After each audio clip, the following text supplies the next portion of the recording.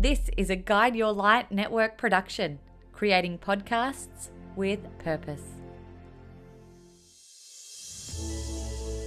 Hello, I'm Maritza Barone. Welcome to the Things You Can't Unhear podcast. Has there ever been a moment in your life where you heard, read, or were told something that you simply could not unhear? Something that made you stop in your tracks and helped you to see the world differently in some way, a better way. On this podcast, we create those life-changing moments for you through interviews with some of the world's most profound people around the globe. We explore groundbreaking ideas in health and well-being. What we're really doing is getting to the root cause of your symptom. And often we find that that is an emotional block that we have been carrying around in our body that's become almost crystallized and created a physical symptom. Relationships. And for women as well, when I talk about respect, it's called respecting yourself, which is don't overgive. Women will tend to put themselves one down, and then wake up at 40 and go, wait a second, I am woman, I deserve respect. Personal and professional transformation. This is true of any skill. You only develop it by doing it. And so, if you don't get out there and just start doing it and being a bit rough around the edges at the beginning, you can't work on your craft. And so it can't turn into something. Spirituality. Because I think when we know who we really are, we think we're our name and our body and our form and our hair and our clothes and our skin and but when we know who we really are as infinite beings, we're free. And so much more. So settle in. This might just be a big day for you where you hear something that changes your life in the most transformative way. Hello guys. Hello everyone. Welcome back to Things You Can't Unhear. Now, today I had the pleasure of interviewing Nat Kringoudis on the show. Nat has joined me on Things You Can't Unhear many years ago, back in 2019 actually, when we first launched, and I was absolutely thrilled to invite her back onto the show today to share the evolution of women's health since then, but also the evolution of her business and her personal brand, which is absolutely blossoming, just as it deserves to be. Nat has a career spanning over 2 decades in the health and wellbeing sector and is one of Australia's most trusted and respected holistic health experts. She's got a Bachelor in Health Sciences, Chinese Medicine, and an advanced Diploma in Acupuncture. And she's often dubbed as the Hormone Revolutionist, which you'll know why as soon as you hear her speak. She has helped countless women get back in control of their health. And in this chat, we are going to talk about women's well-being and how to find the balance in our hormones to make us thrive, the low-hanging fruit that we can implement now that will kickstart our hormonal changes, how we can explore our libido, or lack thereof for many of us, and why our PMS symptoms aren't a life sentence. Ugh, don't we all want the answer to that? And I couldn't let her leave without her sharing some of her biggest learnings and insights on her exciting business growth journey, especially as she now mentors others in the health and wellbeing industry to step into their own business power. I love chatting to this woman. She's exceptional. She has strength, she has power, she has knowledge, she has courage, and she has improved the quality of so many lives. So let's jump into our conversation with Nat Kringoudis. Welcome, Nat Kringoudis, to the Things You Can't Unhear podcast. Thank you so much for having me. I'm super excited to be here, and we finally made a time to make this work. We did, and you must be doing something right in my books because this is the second time you've been on the show. The first one was when I first launched 5 years ago. I think you're one of my first guests that I reached out to, and I'm like, this woman keeps evolving. I need to have her back on. And we've had a few chats on the phone, and I'm like, this woman is going to inspire many people, and her message just continuously evolves. So thanks for coming back twice. Thank you for having me twice. And I love the evolution of anyone's, where we've come from. It's so important, I think, to A, reflect, but B, to tell a story to help other people in their own journey, because it doesn't ever feel, especially in healthcare, I think, it often feels like you're alone. That's right. And I think information lands with people when they need it. So if we keep repeating the same message, the right people will hear it at the right time. Now, it's funny because you've got me right at, I'm going to talk periods here because you're all about the hormones. You've got me at 7 days before my cycle, which means, Nat, that I am like a little crazy right now. There's a lot going on emotionally. I'm flat. I canceled half my calendar today because I'm just like, I'm not in the mood. And I've had to really learn about myself in this week because I think, as I get older, I don't know if it's an older thing, but I think I've become more conscious of like going, why am I so emotional around this time? And what do I actually need to do around this time to make my life and my family's life, those poor people, easier? You know, what's interesting? I think what you've probably done is recognize that you need to give yourself grace in this week or so, and it's going to be different for everybody. And I think firstly, recognizing why do I feel a certain way is super important. I know very similar for me.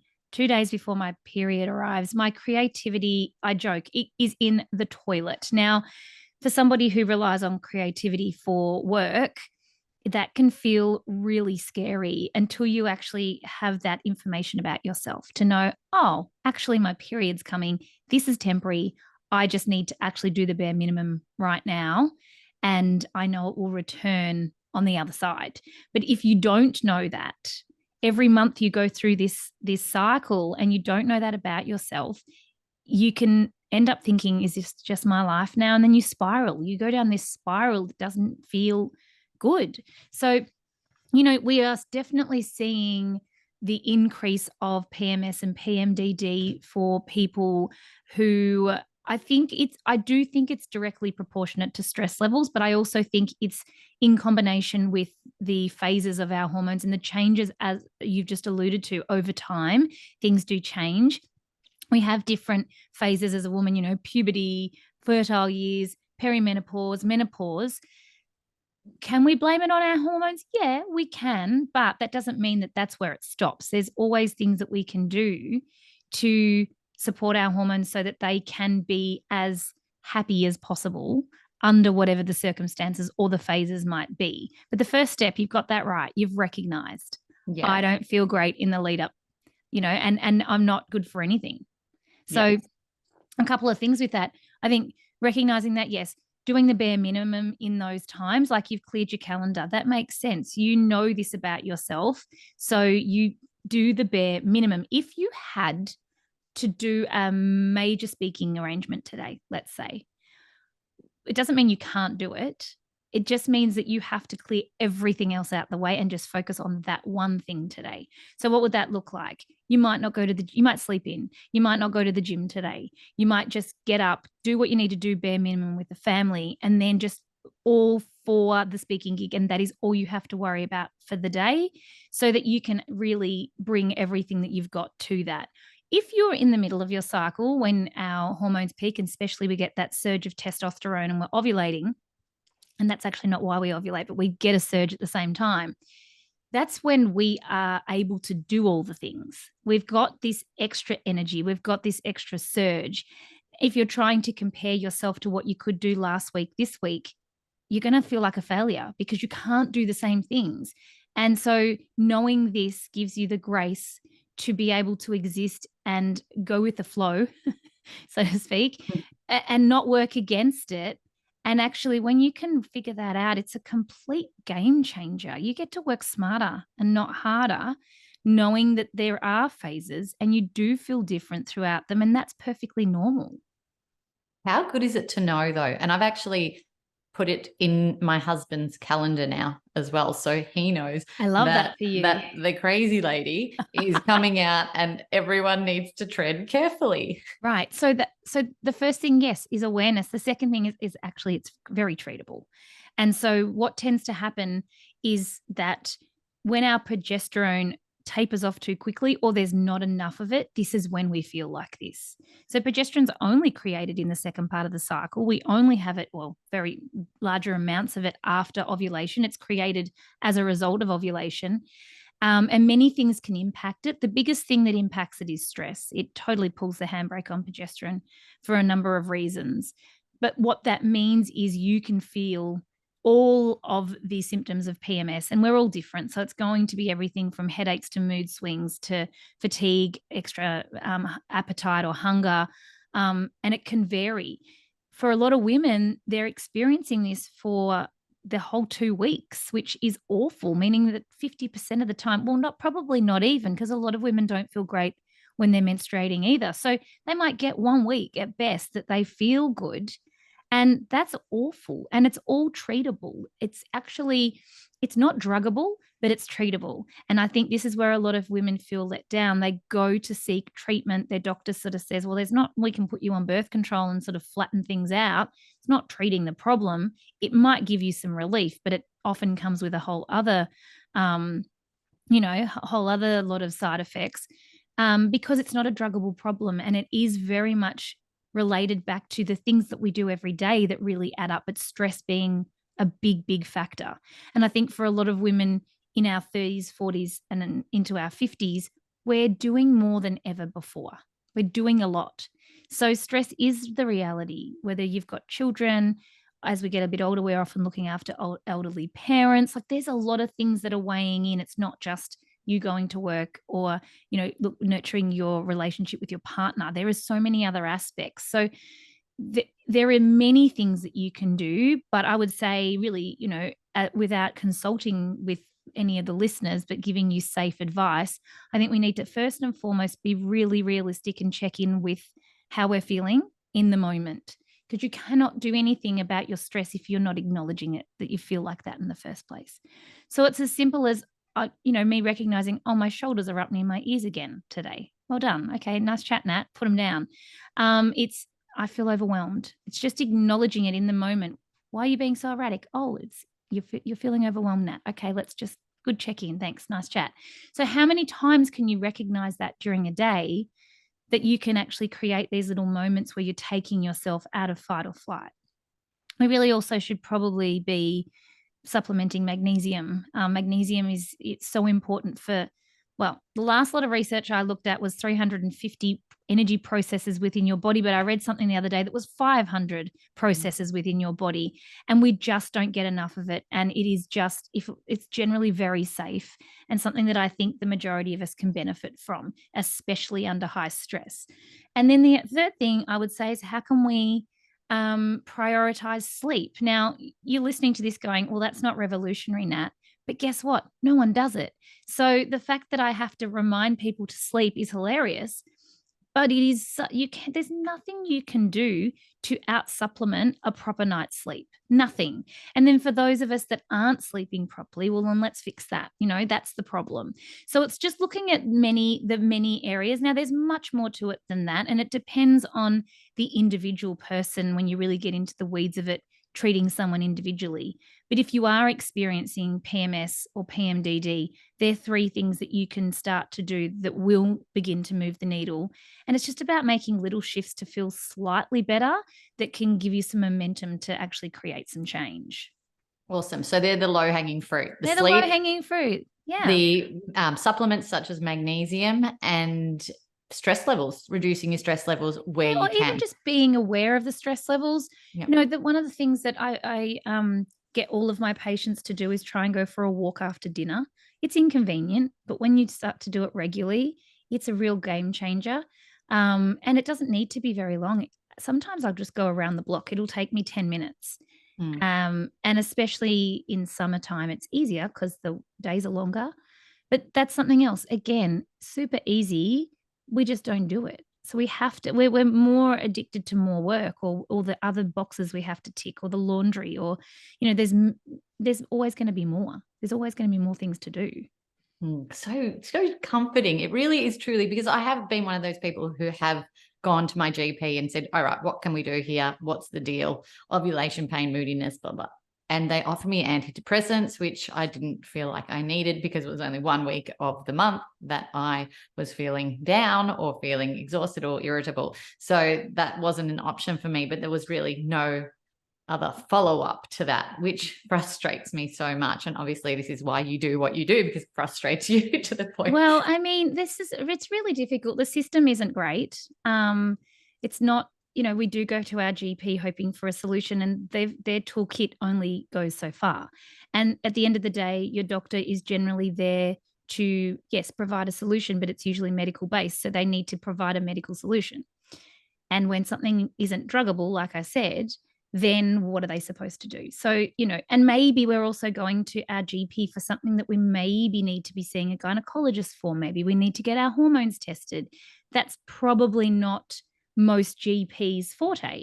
So the system's a bit messed up. And also you're getting 5, maybe 15 minutes at best with your GP. I will sit with a one-on-one patient for sometimes up to an hour to figure out what is going on and give them solutions. We're not comparing the same things, and everybody's got a different, it's something different to bring to the table when it comes to your health. But to think that you can just go to one modality, I think these days is very outdated.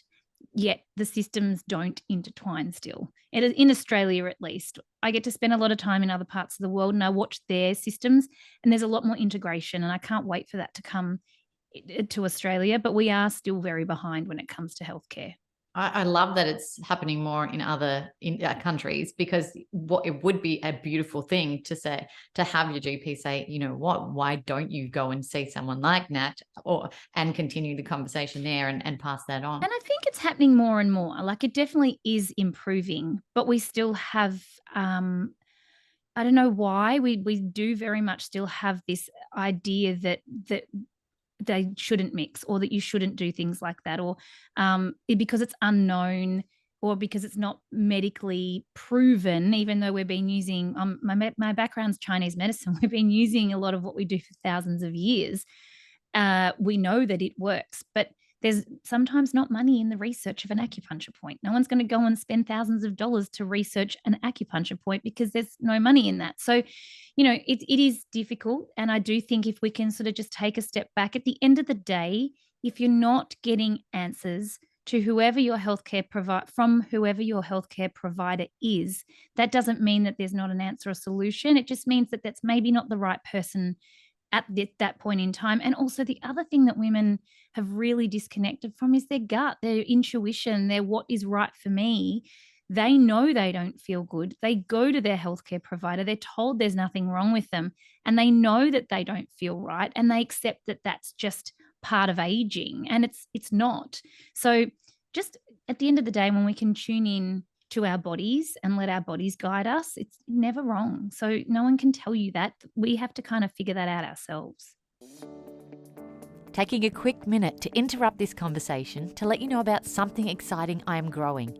As you might know, I'm incredibly passionate about helping people to find and share their voice, especially if their voice is one that aims to create positive change in others. And I've launched a podcast network with purpose. It's called the Guide Your Light Network, that features podcasts and voices that inspire, educate, and transform listeners. And we have a library of podcasts that are part of our network that truly embody that mission, and we're looking for more. If this has sparked interest in you and you are ready to start exploring speaking and using your voice in this way, I'd love for you to check it out. Also, if you have something important to say and you don't know where to start to bring that to life, we can also help you to craft your authentic message through our Guide Your Light online sessions to help you get super clear on your intention, messaging, and structure needed to launch a podcast of your own that is authentically you. Just head over to guideyourlightnetwork.com. You talk a lot recently about libido as well, and I think that's a big conversation that needs to be raised at this point of our lives as well. Is, you're in your 20s and things are how they are, and you're probably a lot more sexually active. And then as you get older as well, libido, it depends on what type of relationship you're in, if you're married, if you're single, if you're long-term relationship, but libido can tend to taper off around this time as well. And you've been talking about this heaps, and I'm finding it fascinating what you're sharing about this too, because Dr. John Gray, our relationship expert, was on the podcast, and he talked about how we need to balance our hormones to keep our relationships thriving and sexually thriving as well as emotionally thriving. So tell me everything you know. Well, it was interesting because we recently did do a feature class on libido, and it was so interesting even to market it. Women, I was asking all sorts of questions. A, is this a problem? Yes. B, do you feel comfortable talking about it? No. So even it was interesting to watch on Instagram, even sharing it, people were scared to like the posts that were about intimacy or libido or questions about that. And I'm like, where did we go wrong with this? Because it is and I tell you, every second woman says to me, Nat, my libido is in the toilet. Where has it gone?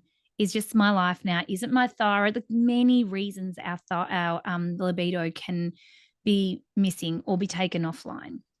So I did do this episode with an expert, and I brought to the table what I knew from a hormone perspective. But what Dr. Jordan brought was every other reason why. And so I really loved hearing what she had to say, because yes, okay, it can definitely be a hormone imbalance.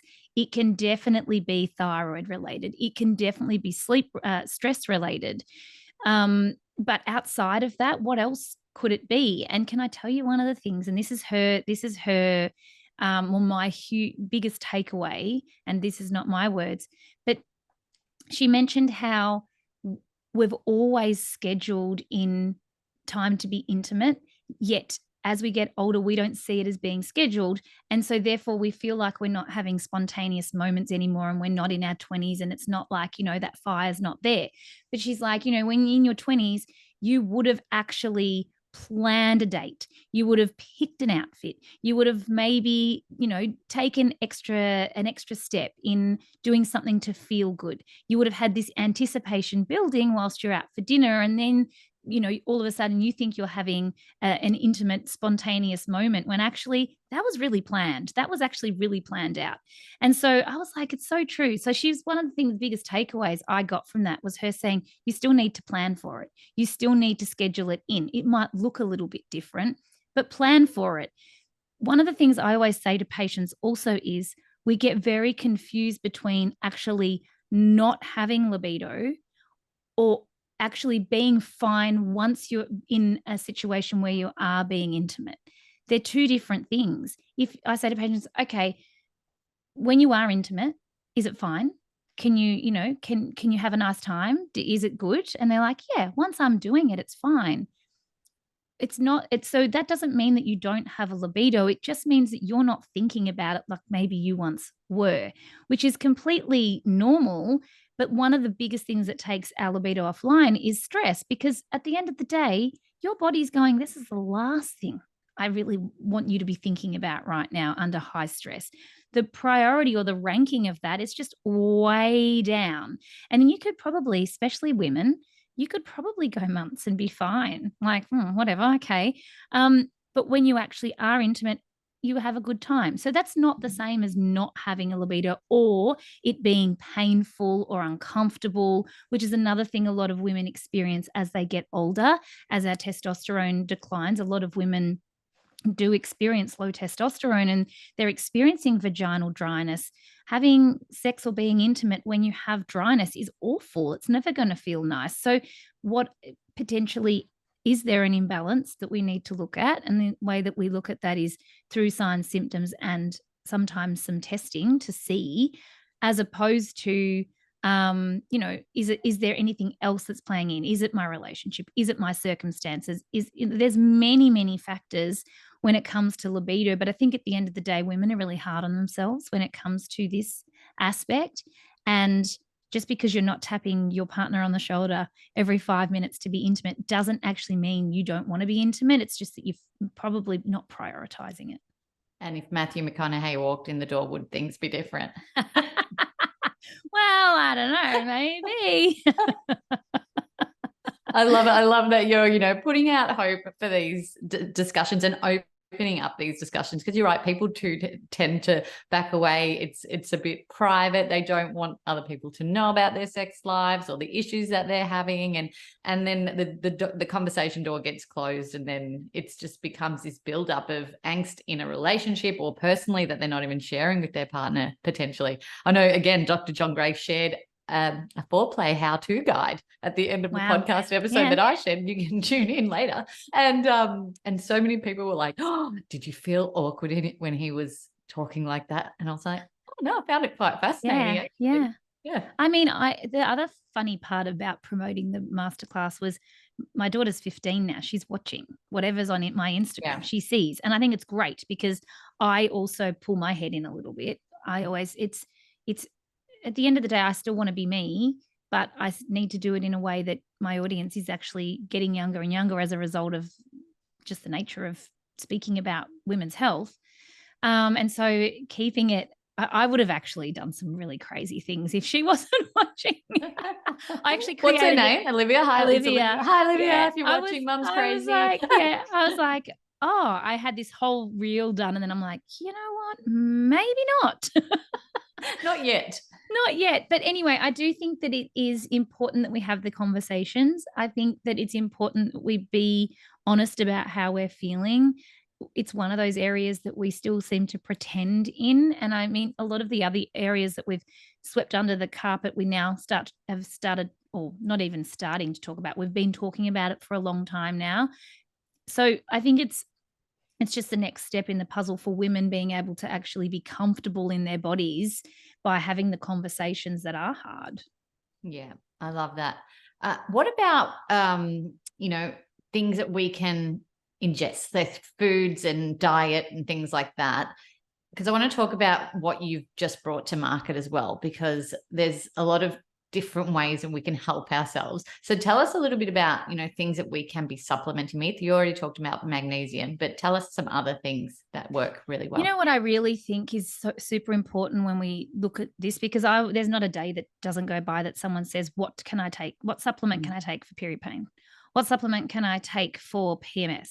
And if there was one supplement, maybe I did make one supplement, but if there was, it's not that easy. But what I will say is it's not actually about doing more. In my opinion, it's actually about doing less. What's the least amount that I can actually do to feel better? Because we're already, as we've discussed, we're already overwhelmed. There's already so much on our plate. Adding a supplement regime to that for a lot of people can feel really overwhelming. So what's the minimum amount of things, depending on how I'm presenting? So for me, it's always looking at a patient and going, okay, well, sometimes patients will come and like, so we're going to get rid of most of those things, because it's not that they won't work for you, but it's, do you really need to do all of that? And how do we know then what's working and what's not for you? And what's maintenance look like as well at the end of the day? What are we going to do down the track to maintain this? And so I think when it comes to the body, when you give it the space to do what it innately knows how to do, it will. And for women, as we get older, protein becomes super important. And this is where I do, and I'm just going to be straight out there, and this is not to call anyone out or be disrespectful, and everyone has the opportunity to live their lives the way that they want to.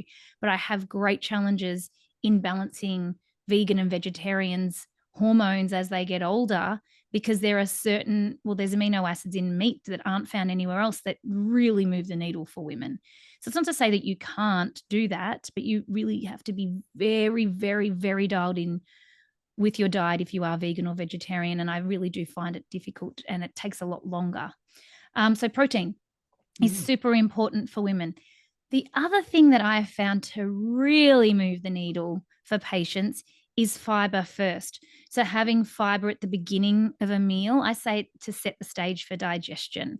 And if you follow the Glucose Goddess on Instagram, if you don't, you should go and find her, because she's just like a wealth of information. But what was really interesting was I've always been massive on fiber for patients. Fiber, yes, okay, we're being told eat fiber to help you go to the toilet, but it's so much more than just that. And I've been saying to patients forever that they need to make sure they're having a lot of fiber, because it's a binder and excess hormones will bind to fiber and you'll actually take them out through your bowels. If you don't have enough, well, then that action can't happen properly. And if you're not moving your bowels regularly and you've got hormone waste ready to go and it's not being taken out, you'll just reabsorb that. And that isn't ideal. It just adds to the pile of hormone dramas. So about a year ago, I did read Jessie's book and I started experimenting with patients with fiber first. And the most remarkable thing, or things, I should say, happened with patients. They were sleeping better. They were recovering better. Their hormones they could see that their periods were better, that they weren't getting crazy PMS, that they weren't getting ovulation pain. Like all of these things started happening just because we started introducing fiber first. Now, if you're listening going, well, what does she even mean by fiber first? It could mean a handful of almonds if you can tolerate them before you eat your breakfast, or maybe a handful of berries before you eat your breakfast. It could be a carrot before lunch, or an apple, or some popcorn. It could be eating your greens first, your fibrous foods on your plate, having a few mouthfuls of that first before you eat anything else on your plate. And what fiber really does is it helps us to keep our blood sugar levels stable. And when you're not spiking blood sugar, you're not triggering inflammation. When you're not triggering inflammation, you're not triggering issues with hormones. So for me, the results were remarkable with patients, and it's super easy. It's not even, well, hopefully everyone is already eating fiber, but by having it first, you are providing the gut with good prebiotics. So we know it's really important for gut health. You are helping to sweep the gut as well. So I'm helping with the motility and moving everything. You are helping to detoxify your body because, like I said, you are able to actually take out waste that binds to fiber, and you're keeping your bowels regular. And those three things are super important for hormone regulation. So it really has been a massive game changer, just adding the fiber component and making sure patients are having protein without getting into the weeds of which proteins and which fibers and whatnot, looking at it from that macronutrient level and making sure you're ticking those boxes has been super helpful for so many women, or so many patients of mine, and even people following along at home that I've like, just do this, and they come back and they're like, this is amazing. So it's been wild to watch, and who knew switching the order in which you eat things could have such a profound impact. Yeah, when you explain it like that, it makes so much sense too. But you've now brought a product to market that does fill that need, so that we're confused going, all right, I don't really know what to eat. I don't want the handful of almonds right now, or I don't have them in my pantry. It's all getting too hard, blah, blah, blah, blah. What's this product do? Yeah, so it's really interesting, the evolution. So we relaunched a new business called Embody 2.5 months ago. It feels like about 5 years ago, to be really honest, because it's been one wild ride, but it's been great. And actually, to be really honest, it's a upgrade of a product that I always made. We used to have we still actually do. We haven't decided what we're doing with this yet, but we had a product that was available called the Balancing Cleanse Shake. Yeah, and I had that. Right. Yeah. Right. So it was a combination of slipperyelm, psyllium, chia, and flaxseed. Nothing revolutionary here, and also super safe, right? Like, you're just talking about food as medicine. And the reason I created the Balancing Cleanse mix was because I was fed up with telling patients to mix those 4 things together to really help to regulate their hormones for those reasons that we spoke about already. So we made it, and then we kept selling it. And I was like, well, this is a bit crazy. I felt a little bit like this is actually, I know we're filling a gap by the convenience of it, but I'm like, it's just fiber, guys, like truly. So anyway, we'd tested that we'd used that for maybe 10 years with patients. And then my business partner for one of my other businesses came to me and introduced me to a sulfate. The acronym for the sulfate is MSM. And MSM is the beauty mineral. It has been known for hair, skin, and nails forever. But one of the things I noticed about it was that it actually assisted with phase 2 liver detoxification, which is the main or the best way for us to clear estrogen. And for so many women, estrogen is a huge problem. Symptoms like ovulation pain, which you talked about, heavy bleeding, PMS, they are very, very much an indication, generally speaking, of elevated estrogen levels. And so one of the reasons she had started taking it was because she had a history of endometriosis and had been advised of a hysterectomy and wanted to try and figure out if she could do something for some relief. So she started on MSM, noticed some amazing changes in her body to the point where she wasn't having to medicate every month for pain.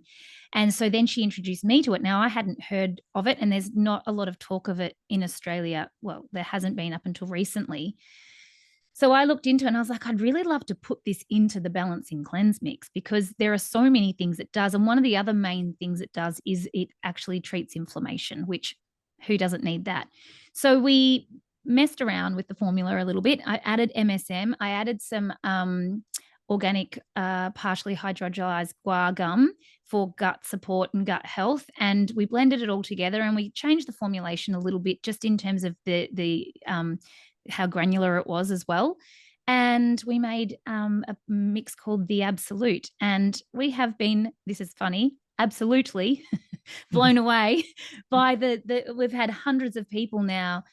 Before we had hundreds of people with the balancing cleanse mix, but we've now had hundreds of people, maybe even thousands now, use the product in the last 2 months, with the results every day that come through have just been amazing. And so it's just been a wild ride, but it's been so, it's just helping with a simple ingredient product, helping change people's lives in this way has just been so rewarding. So I'm, it wasn't necessarily by accident, and it wasn't a 2-month success story. It has actually probably been 10 years, but this is the point we're at now with the product, and we're just totally loving it and excited to keep on adding to the brand. Gimme. I'll add the link to Embody in the show Yeah, notes. amazing. So what we ended up doing is we made the Absolute mix, and that's got all those ingredients that I listed. And then we also released MSM on its own. And what we sort of say to people, depending on where they're at in their health journey, you would take them together, even though there is some MSM in the Absolute. We encourage you to take them together. And then once you're kind of on a maintenance, you may be able to just have the Absolute on its own, not needing to top it up with MSM. And that's just due to the ratios of where the research is around the ingredients and whatnot. So yeah, I mean, jump on the Instagram and have a look at the comments, because they blow us away every day. We're like, what happened? You did what?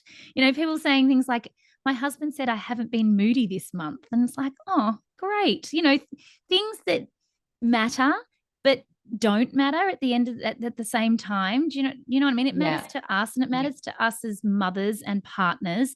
But sure, no one's got a terminally ill issue, but you still want to live your life to the best that you can and feel good. And I think that's where there is this gap in the market. And so being able to just provide simple ingredients to really move the needle that are super, super safe has been really rewarding. Yeah. And I love that you're offering not only all of these holistic measures, which you talked about in the last 35 minutes, but then also offering a product. And if we're doing all of those things, we're maximizing our potential to feel good and thrive hormonally, I suppose.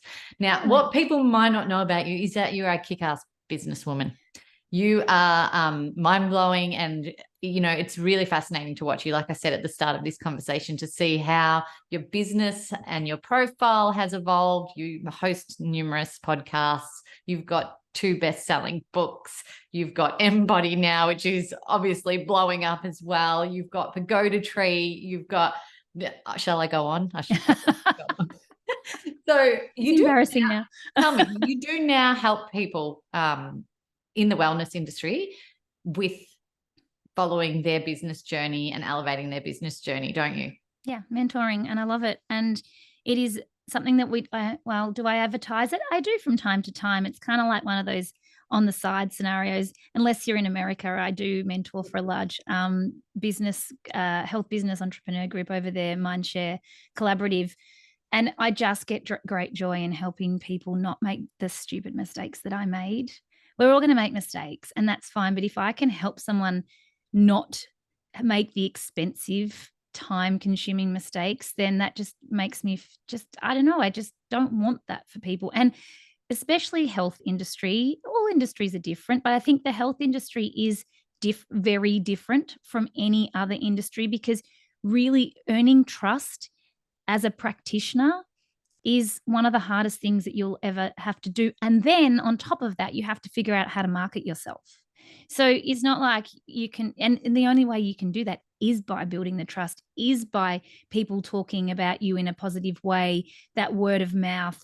There's many facets to it, but it's not like I've got a water bottle that's fantastic and I'm going to promote this. It's not a single facet when it comes to marketing and supporting health entrepreneurs. So it is really, like I said, it brings me great joy. And I do offer mentoring just as a passion project more than anything. I can see your face light up when you talk about it too. It's so I do. Cool. I just love it. I really do. In fact, I've been mentoring all Tuesdays are my mentoring day. I've mentored my clients all morning today. But yeah, I mean, also my children are a bit older now, so I have a bit more time to dedicate to this as well. And the nice thing about mentoring to Americans is I do it first thing in the morning when everyone else is still asleep. And because you can see, it brings me joy. So it sets the tone for my day. Like I get to have this time where I also, the other thing to teach is to learn twice. Mm-hmm. So I think I remember one day, JJ, who's my mentor, said, I vividly remember, and this is before she was even really mentoring me, if you are not mentoring and you have the capacity to do it, it's a disservice. And I was like, oh, you know what? It's a disservice to everyone. It's a disservice to yourself, and it's a disservice to the community. So I think it's really important to be able to give back and help other people at the same time. It's just this whole, circle that goes around and around. And like I said, I just love it.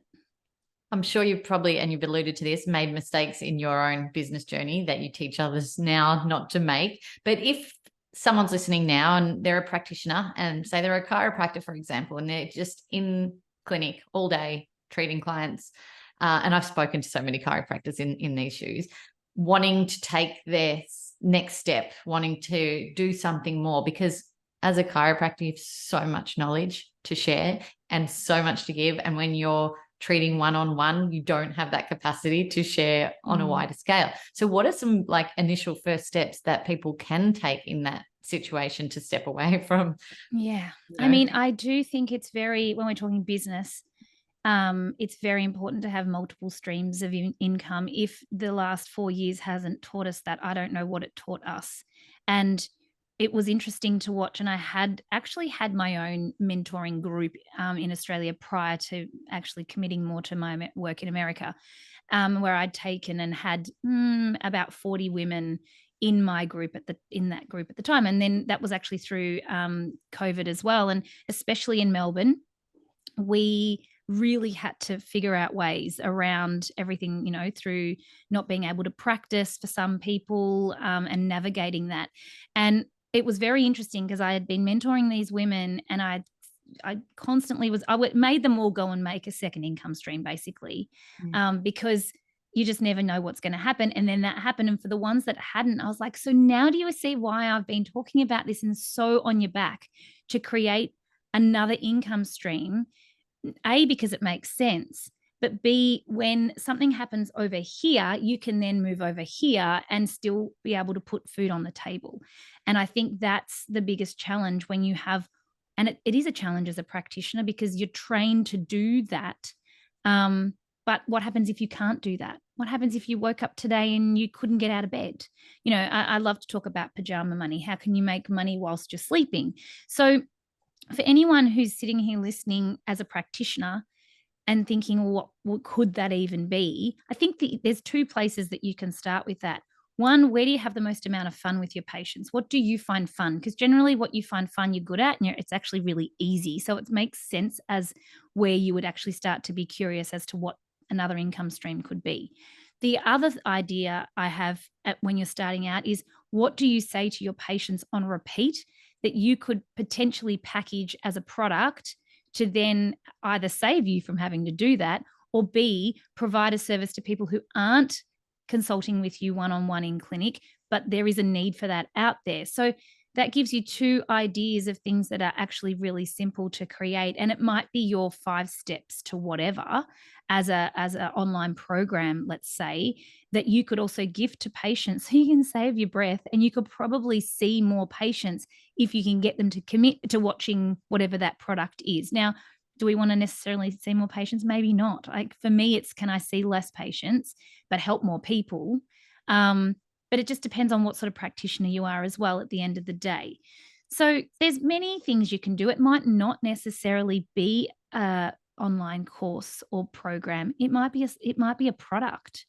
It might be a supplement or a foodceutical, or it might be a device. I don't know what it is, but I do think it is really important to have multiple ways of making money, because you do just never know. Plus, you earn over time. You start to see different areas that you can tap into.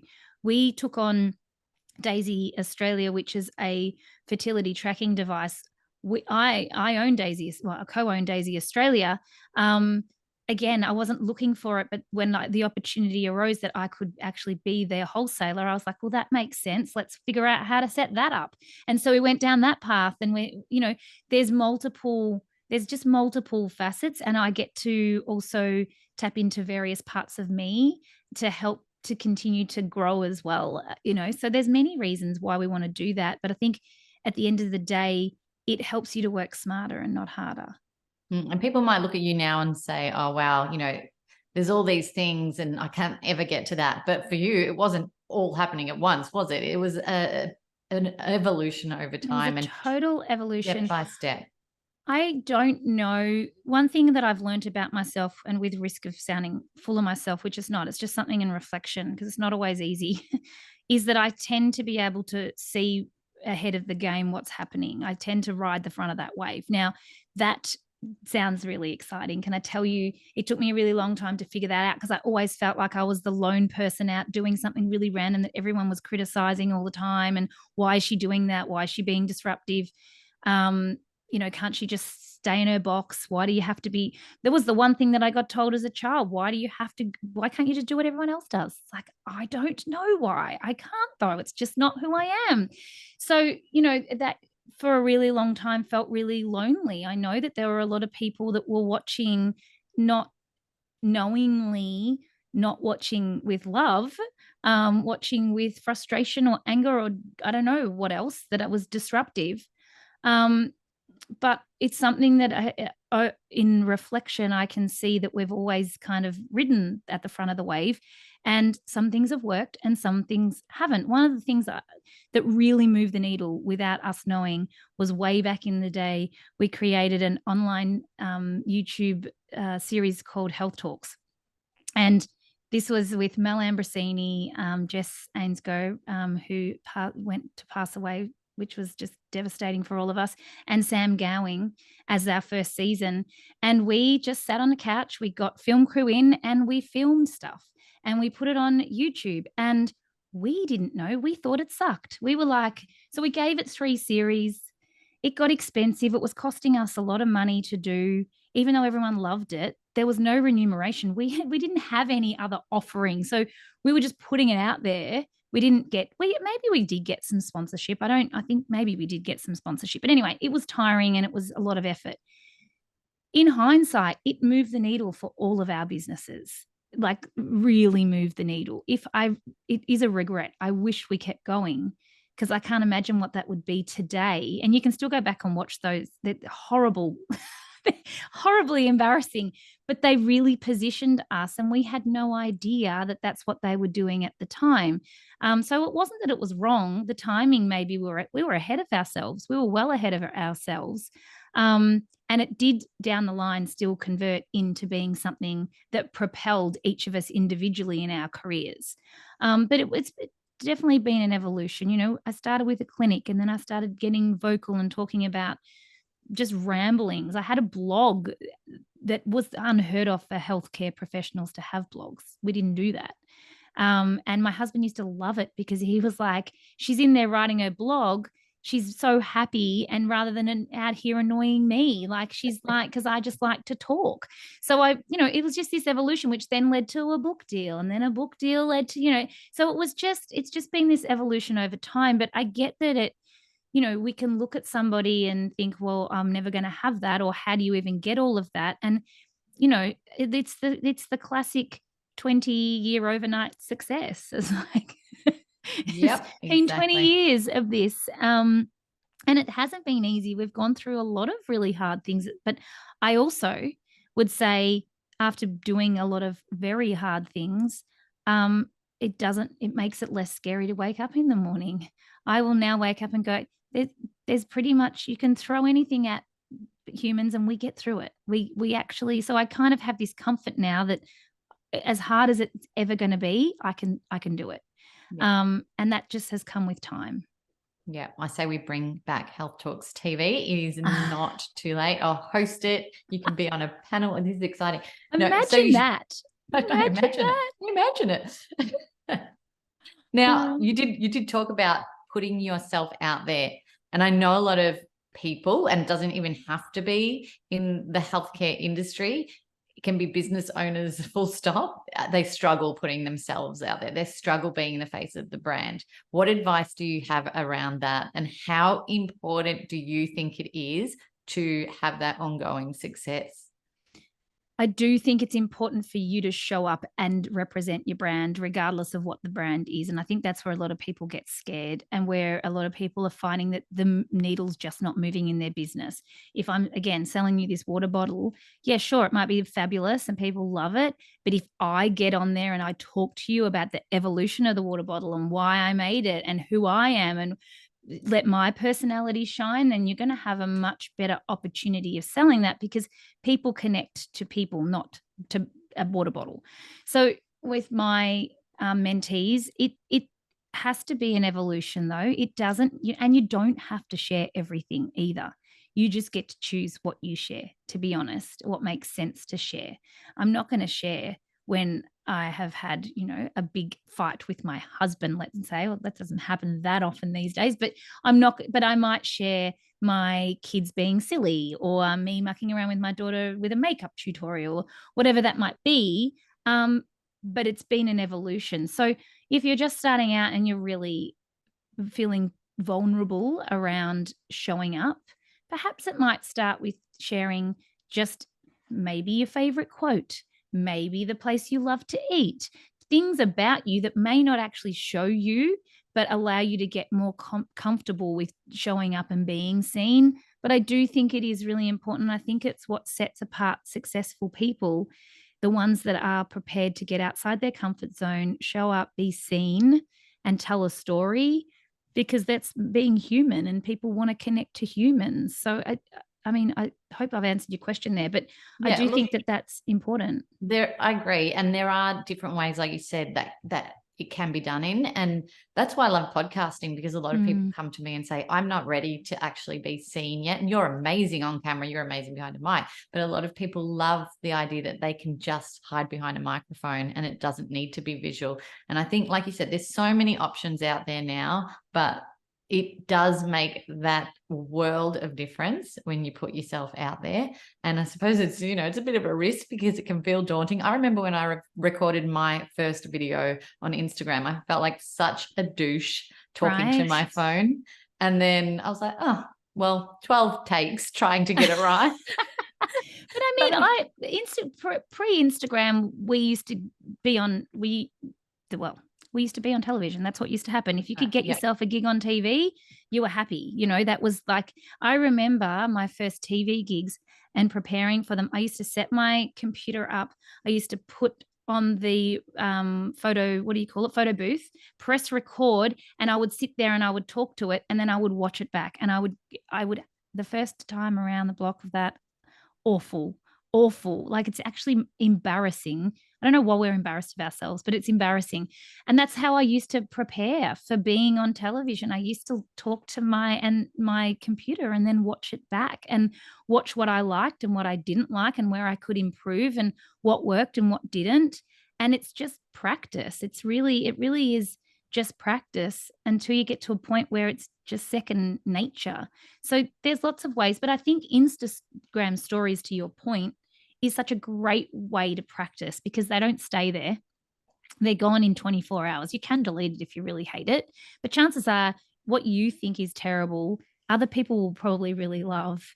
And it's not for everybody, but when we're talking about business and marketing and promoting ourselves, I can't see anything. We're so lucky to have that in our hands, a promotional tool in our hands that we can use that really only costs our time as the person creating the content.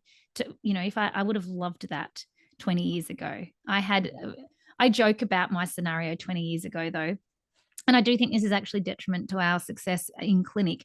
I used to work in a tanning and beauty salon in Port Melbourne, and I worked there for over 10 years. But I did all of my study, my Chinese medicine and my acupuncture study whilst I was there. So people would come, and I was on reception. So people would come into the front desk, and over time, you built relationships with all of these people, and they'd always joke and they'd say, "What are you doing? What essay are you writing today, Nat?" And I'd be like, "Oh, I'm writing an essay on whatever." And so we'd have this banter. It was in human form, but because it was a bit of a fishbowl. So people would come in and, you'd have these interactions. And when I opened up my clinic, and granted it was around the corner in Albert Park, people just followed across. The same clients there became patients in the clinic because I had built this rapport with them already. Now, that's ancient Instagram as far as I'm concerned. We are building rapport with people on Instagram. Instagram is a social place where you get to show up. People get to decide whether you're there for you or not. You don't have to be for everybody, but they get to learn about you there. They get to see who you are, your personality. They connect with you. And then that's what actually can convert to a paying client or customer. So that was the evolution of Instagram for me started back in one of my very first jobs. But it is about being seen and showing up 100%. Yes. And you said something, you don't have to be for everybody. I think that's a really important thing to know, is that if you're there to people please and get everyone to love and agree with you, then you're going to start that comparisonitis and start doubting yourself, and then you just won't do anything, and it'll be right. Shutting up shop. But a mutual friend of ours, James Colhoun from Food Matters, he once said to a group, perfection kills dreams. And I think that was a thing that I really took away for me personally, because I tried to make everything so perfect before I put it out there. And that sort of just takes that humanness away anyway, if it's perfect, and the relatability. And it just really stayed with me when he said that. So I think that was something that, you guys can take away listening too, is if you are thinking about putting a course out, if you are thinking about just sharing a story or sharing a quote or a blog, it doesn't have to be perfect. No. It just has to be perfect for you right now. And even if there's a stumble, there's a couple of ums, it's okay. It's actually fine. Absolutely. It's how we learn. Yeah. We can't know if we don't put it out there, what is working and what isn't. And so you really need that feedback about done is better than perfect. That's the saying I love. Done is better than perfect. That's actually how we can learn from there. Also, as you do that, you grow with your audience. So it's only the people that are here today that are going to see that. And as you grow and as things get bigger, then you get to work out how to do that as well. So it does feel scary, but it is just part of the process. And the more you do it, the less the mistakes are just part of it. Really are. Yeah. Now, I told you at the start of this conversation, I'm going to ask you a question. Mm-hmm. What was something that you once heard that you could not unhear? But I want to ask you that with two scenarios. So one in a health, with a health focus, and one with a business focus. Okay. Well, let me go with the business focus first, which is not, well, it is business, but hear me out. I as a young woman, loved writing, thought I was excellent at writing. I used to I'd read back my essays at school and I'd think, did I even write that? Like, that actually sounds really freaking good. And I remember my English teacher saying to me, never, ever, you're never going to never try and be an author. I think that's the way she said it. Never be an author. And I remember thinking, whatever, like, you don't know anything. I'm awesome at writing. But at the same time, in the same year, my music teacher at school said to me, you're never going to get in. You're not good enough to study music. Don't even bother applying. And I believed her. And what was very interesting in this learning scenario was that in my VCE music cat, I actually got full marks, 100 out of 100. I wanted to study music, but because of what she said to me, I never applied because her opinion actually mattered to me and I took her opinion as being fact. It's really interesting when you know something, when you really know something. And the English teacher was the example. I knew she was wrong. I'm like, I can write, I can be an author. And I've written my books. I didn't get a ghostwriter. I've written my books. Sure is one of the most painful things you'll ever do, but I have written them. So I think one of the things is it's really important. And it was upon reflection, very important that we don't adopt somebody else's facts or their opinion, as our facts, that we get to write that. So I think when you asked me this question, I was like, well, it was the time that I got told that I couldn't do something that I listened to and therefore didn't do it. And who knows where I would have been. I wouldn't be here, though, if I had gone ahead and studied music. So I couldn't unhear that you weren't good enough to study music, but I could unhear the English teacher saying that you'll never be an author because I innately found it easy. I found it fun to write books. So that would be more of that side of it. The other question was, the other aspect, remind me what you asked. About health. What was something that you could not unhear about health? Oh, gosh, there's so many. I think every single day I am sitting with and consulting with women who have told that this is their life now. And that to me is heartbreaking because it couldn't be further from the truth. But I still can't unhear the patients that sit there crying, saying, I've been told I'm never going to have a baby. That has to be one of the most heartbreaking things to hear someone say, especially when you know that they can. But again, it's back to what I was just saying. They've adopted someone's opinion as their truth. So it's the same thing, really, isn't it? It's like you innately need to go on your path in your way. But I would say 9.5 times out of 10, everyone else is wrong. In all of these aspects, it's like you get to go and create that. And I think the people that believe without a shadow of a doubt that they can do something, even if it's against all odds, do. What actually really moves the needle is that they can see how much that matters to them to go and achieve or get or whatever that is. So it's the people that don't actually believe that they can't fall pregnant, that do go and fall pregnant. It's the people that actually do believe they can go and write a book that will, So it's the same thing, really, just a different scenario. Listening to you, I'm like so tempted to say, hey, teachers out there, do not tell anyone they never. Doctors, do not tell anyone they can never. But really, what we need to do is not put anything on other people. Is if someone does tell you never, you don't have to believe it's just them. Their opinion. That's all it is at the end of the day. It's the same as a medical opinion. It's the same as your teacher's opinion. Like, it's just their opinion. And I'm in the business of giving my opinion. So I will say to patients all the time, don't take my word for it. I'm just going to tell you what I think. But that's what you're paying for. You're paying for someone's thoughts about your situation. And I really want people to sit with their intuition, to listen. And when they're hearing something, what lands and what doesn't. And that's perfect for you to adopt what lands, and it's perfect for you to let go of what doesn't. And I think if we can really come back to that as a central point and know that we're actually always being guided, then life just becomes better and easier, and we can actually let go of the control.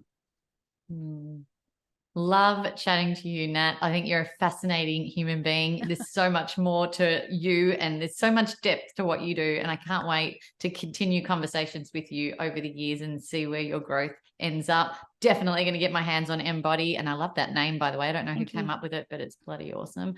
And yeah, thank you so much for everything you've shared today. And we'll put all links in the show notes for anyone who wants to follow up with you. But yeah. Awesome. Thank you so much, Maritza. It was lovely to chat with you today.